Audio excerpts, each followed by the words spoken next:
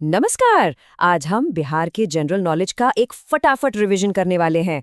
अगले कुछ मिनटों में हम कुछ बहुत ही जरूरी फैक्ट्स को देखेंगे और हाँ, साथ में कुछ ट्रिक्स भी, ताकि ये सब आपको आसानी से याद हो जाए। तो तैयार हैं आप सब?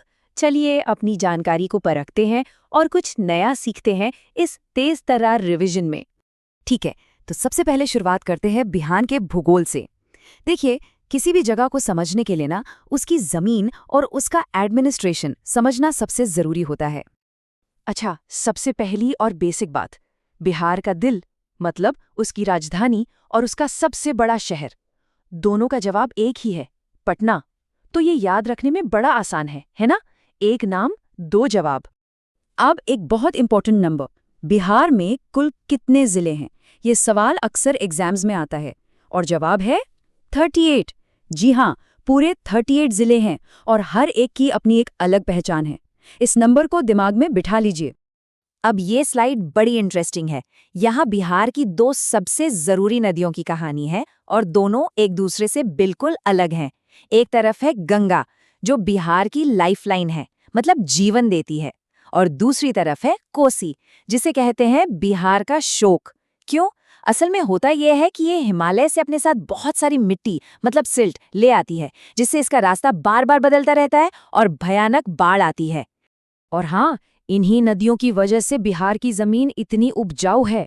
यहाँ पर सबसे ज्यादा जलोढ़ मिट्टी या एलुवियल सॉइल पाई जाती है और खेती के लिए तो ये मिट्टी समझो एक वरदान है।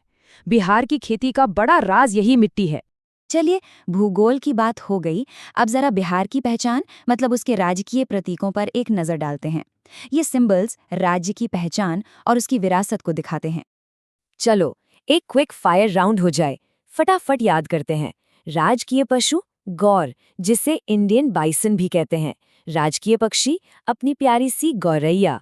पेड़ पवित्र पीपल का पेड़, और फूल खूबसूरत कचनार। बस ये 4 नाम याद रखिए, बिहार की प्राकृतिक पहचान पक्की। भूगोल से निकलकर अब चलते हैं टाइम मशीन में बिहार के इतिहास के पन्नों में। और यकीन मानिए, बिहार का इतिहास बहुत शानदार रहा है। आइए कुछ जरूरी घटनाओं पर नजर डालते हैं। यहाँ 3 बहुत जरूरी पड़ाव हैं। पहला 1912, जब बिहार बंगाल से अलग होकर एक पूरा प्रांत बना। फिर आया साल 2000, जब बिहार का एक और हिस्सा झारखंड एक नया राज्य बन गया। और तीसरा पॉइंट हमें बहुत पीछे प्राचीन भारत में ले जाता है, कुमारगुप्त प्रथम के समय में। अब उन्होंने ऐसा क्या किया था, चलिए अगली स्लाइड में पता करते हैं। और कुमारगुप्त प्रथम का नाम आते ही जहन में ये बड़ा सवाल आता है।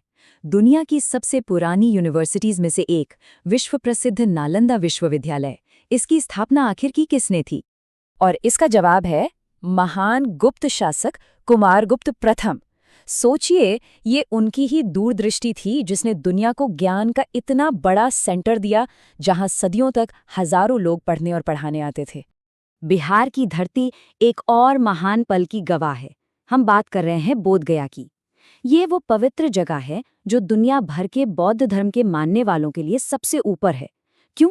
क्योंकि यहीं, इसी बोधि पेड़ के नीचे सिद्धार्थ गौतम को ज्ञान मिला था और वो बुद्ध बन गए। चलिए, इतिहास से वापस आज में आते हैं। अब बात करते हैं आधुनिक बिहार की पहचान की। आज बिहार को हम किन चीजों के लिए जानते हैं? यहाँ की बोली कैसी है? देखिए, बिहार में मैथिली और भोजपुरी जैसी बहुत ही मीठी और प्यारी भाषाएं बोली जाती हैं। लेकिन अगर हम ऑफिशियल और सबसे ज्यादा बोली जाने वाली भाषा की बात करें तो वो हिंदी है।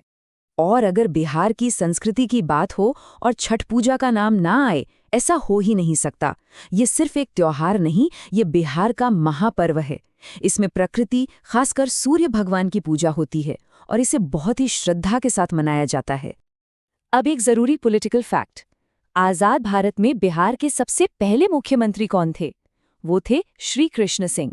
उन्हें बिहार केसरी के नाम से भी जाना जाता था और मॉडर्न बिहार को बनाने में उनका बहुत बड़ा हाथ माना जाता है। तो इस फटाफट रिवीजन के आखिर में एक सवाल मैं आपके लिए छोड़ जाता हूँ। हमने इतनी सारी बातें की, इसका शानदार इतिहास, इसकी उपजाऊ जमीन, यहाँ के लोग। आपको क्या लगता है, बिहार के भविष्य के लिए इनमें से कौन सी चीज सबसे ज्यादा मायने रखती है? इस पर सोचिएगा जरूर।